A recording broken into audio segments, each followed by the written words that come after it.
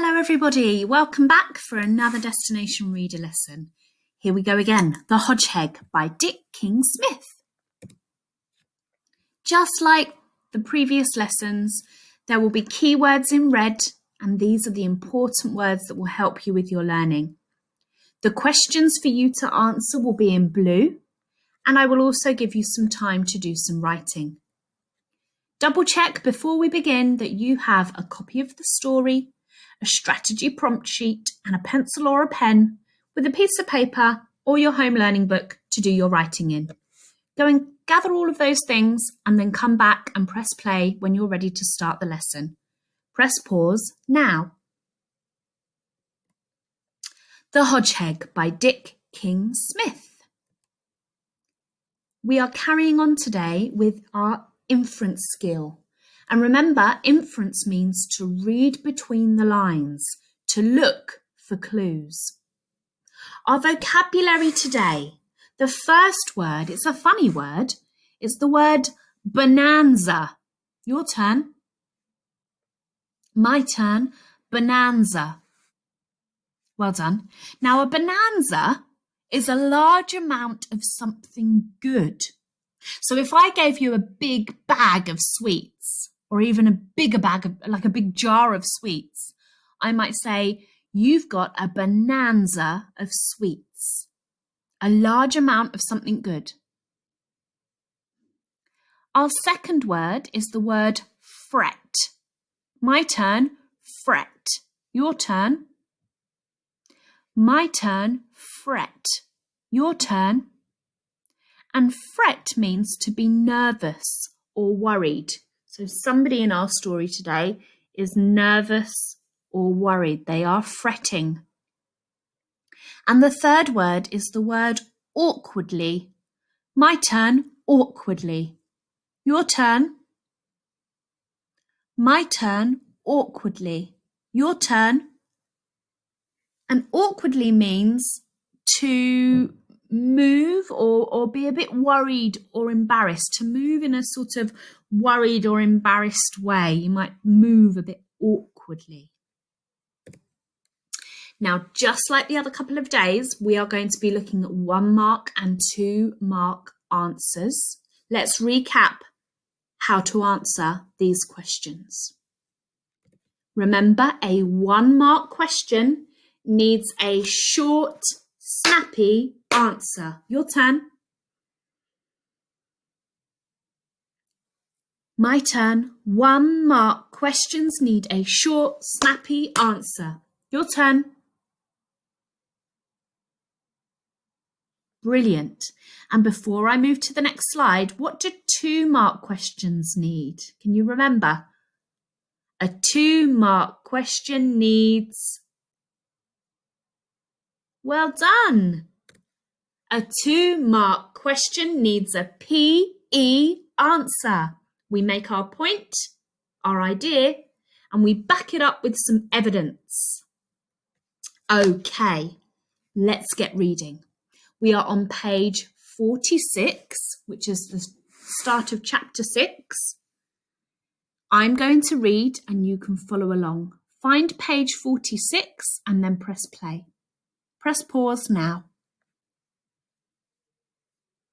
Okay, page 46. Here we go. Meanwhile, back at number 5A, Pa had had a bonanza.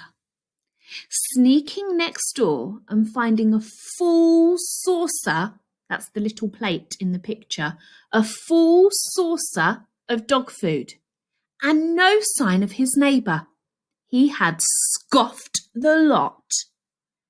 He came staggering back, very full of himself and munchy meat, and fell into a deep, bloated sleep. Ma woke him up just before dawn. Remember, that's when the sun is coming up. Pa, she said, wake up. Max hasn't come back. Pa opened his eyes and saw her worried face and the 3 smaller but equally worried faces of Peony, Pansy and Petunia. He's been gone all night, said Ma. Oh, Pa, do you think something's happened to him? Pa got to his feet. I don't know, he said, but don't fret, Ma. I'll find him. Okay, I've got a question for you before we carry on. Why did Pa fall into a deep sleep? Why did Pa fall into a deep sleep? It's just a 1-mark question. So all I need is a short, snappy answer. Can you say your answer out loud and then write it down? Press play when you're ready to carry on. Press pause now. Why did Pa fall into a deep sleep? He had eaten all of the dog food from the plate next door. Give yourself 1 mark if you got that correct. If you said something about him eating too much food or he was too full, it made him sleepy, then you get 1 mark. Well done. Okay, let's keep reading. We're on page 48. Find page 48 and then press play when you're ready to carry on. Press pause now if you need. Okay, here we go. Pa got to his feet. I don't know, he said, but don't fret, Ma. I'll find him. But he couldn't find him anywhere. Sorry, doesn't say that. Let me start again, my loves. Pa got to his feet. I don't know, he said, but don't fret, Ma. I'll find him. But he could be anywhere. How are you going to know where to look? Before Pa could answer, he heard a strange voice coming from the hedge that divided 5A and 5B. Excuse me, said the strange voice, and out poked the head of their neighbour. Pa bristled. That means he kind of like his spine stuck up on end. Pa bristled, his spine standing on end. It's that munchy meat, he thought. He's found his empty saucer and he's going to cut up rough about it. Well, I can play rough too. I don't like the look of him anyway, and if he wants a fight, he can have one. We'll soon see who's the better hog. But before he could think of anything to say, the hedgehog from 5B came out of the hedge and said again, Excuse me. Well, said Pa, I couldn't help overhearing what you were saying. Family matter, growled Pa. Oh, hold on, I need to growl. Family matter, growled Pa. Exactly. You're worried about your little lad. Oh, cried Ma, have you seen him? Yes, I have. At least I met a young chap in the park who said he was lost and looking for the way back to 5A. Unless, of course, it was 5A in some other street. Did you notice anything different about him? Ma asked quickly. The neighbour looked a trifle embarrassed. Well, yes, he said. Now that you mention it, he seemed to be having a little bit of difficulty with his speech. Muddled some of his words now and then. Like Hodgeheg? Yes. That's our Max, cried Ma. Was he all right? Asked Pa. Not hurt or anything? No, he was fine. I told him the best way to go home. He'll be along soon, I'm sure. Try not to worry. Okay, let's stop there. Now, how do we know that Pa is angry with the neighbour for listening to the family's conversation? How do we know he's angry? It's 2 marks. So I need to give a PE answer. Listen to my answer. We know Pa is angry, that's my point, because, here's my evidence, he is getting ready to have a fight with the neighbour. The author also makes Pa seem angry by writing family matter growled Pa. The growling shows Pa is angry. Why don't you have a go? How do we know that Pa is angry with the neighbour for listening to their conversation? See if you can get 2 marks by making a point and backing it up with some evidence.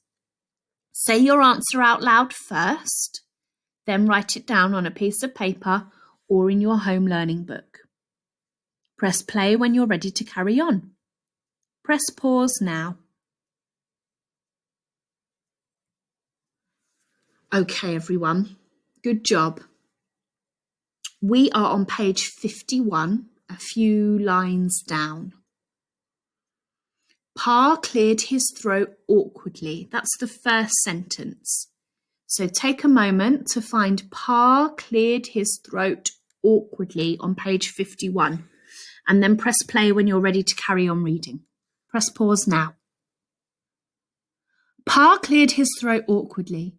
His neighbour's kindness greatly added to his feelings of guilt. It's very decent of you, he said. Glad to help. That's what neighbours are for. Can we offer you something? Said Ma. Some bread and milk? Oh, no thanks, said the neighbour. I had a pretty good night's hunting in the park. Just as well, because when I got home, I found that something had eaten all my munchie meat. He looked directly at Pa, and his eyes were twinkling. It was a cat, I expect, he said, and back through the hedge he went. Oh, dearie me.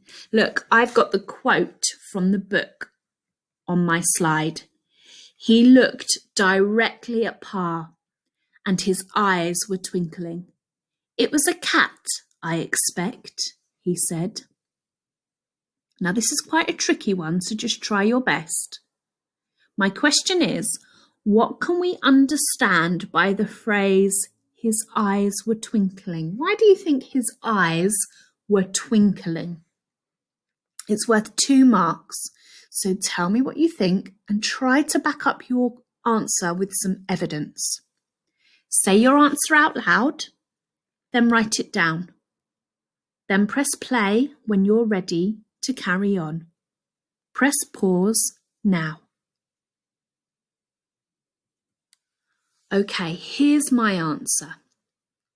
I think the neighbour's eyes were twinkling because he knew that Pa had eaten the dog food.